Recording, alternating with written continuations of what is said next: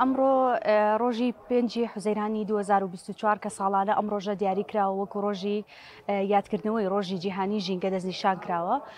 زانکۆی سلێمانی وەکو کۆلێژی زانستە ژینگەیەکان بە هاوبەشی لەگەڵ کۆمەڵی کوردستانی سەوز چالاکیەکیان ڕێخست بۆ یادکردنەوەی ئەم ڕۆژە بە دروشمی بژانەوەی زەوی بە بیابانبوون وشکە ساڵی و خۆراگری کە ئەمە دروشمە جیهانیەکەی ئەم ڕۆژەیە لە هەموو جیهانە.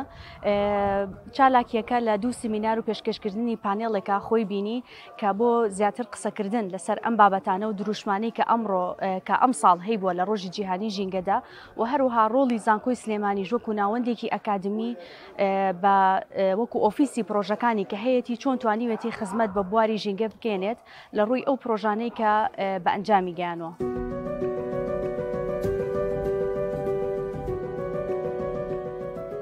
ئێمە دایمە طموحێکی زۆرمانەیە وازین ئەتوانین زۆر بە خێرایی ئەو گۆڕانکاریانە بکەین لە ژینگەیە کە ئارەزوومان لێتی و ئەمانەیە. بیرمانە چێ ئێمە مامەڵە لەگەڵ بەشەراکەین لەگەڵ ئینساناکەین. هەر سەیری خۆتکە ئێستا چ مۆبایلێکت پێەیە 5 ساڵ پێش ئێستا چی پێبوو 20 ساڵ پێش ئێستا چی پێبوو. لەبەرەوە ئێمە خۆمانێکین لە سەبەبەت ڕئیسەکان ناتوانین ئەو سنوورە دیاری بکەین کە ئایا ئێمە ئەتوانین چی لە ژینگەیە بکەین و خۆمان هۆکارێکین لەو گۆڕانکاریانی کە لە ژینگەیە کردومان.